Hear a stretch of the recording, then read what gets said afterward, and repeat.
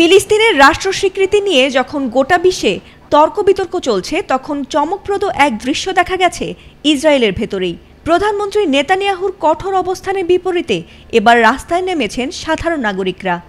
প্রায় ৯,০০০ ইসরায়েলি প্রকাশ্যে সই করেছেন একটি পিটিশনে, যার দাবি একটাই, যুদ্ধ নয়, শান্তি চাই, চাই ফিলিস্তিন রাষ্ট্রের স্বীকৃতি।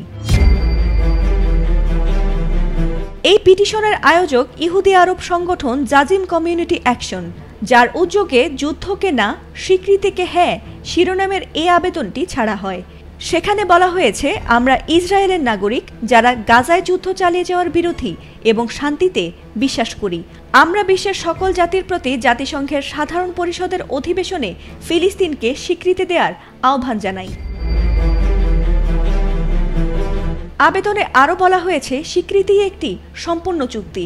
আমাদের বেছে নিতে হবে যে আমরা বিশ্বের সঙ্গে যোগ দেব নাকি নেতানিয়াহুর পক্ষ নেব, যে কিনা ফিলিস্তিনের স্বীকৃতির বিরোধিতা করে।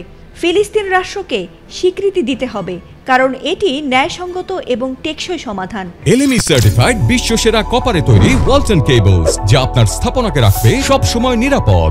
এছাড়া তাদের লক্ষ্য হচ্ছে কমপক্ষে ১০,০০০ স্বাক্ষর সংগ্রহ করে জাতিসংঘের সাধারণ পরিষদের অধিবেশনে নিয়ে তা উপস্থাপন করা।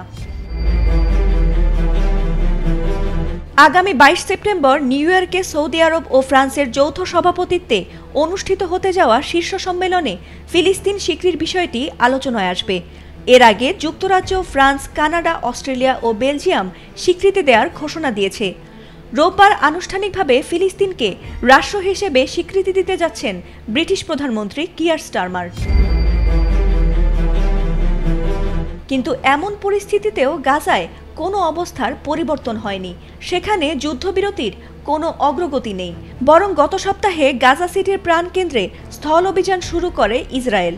এতে সেখানকার বহু বাসিন্দা নিহত হন। গাজা সিটি ছেড়ে অন্য এলাকায় যেতে বাধ্য হচ্ছেন হাজারো মানুষ।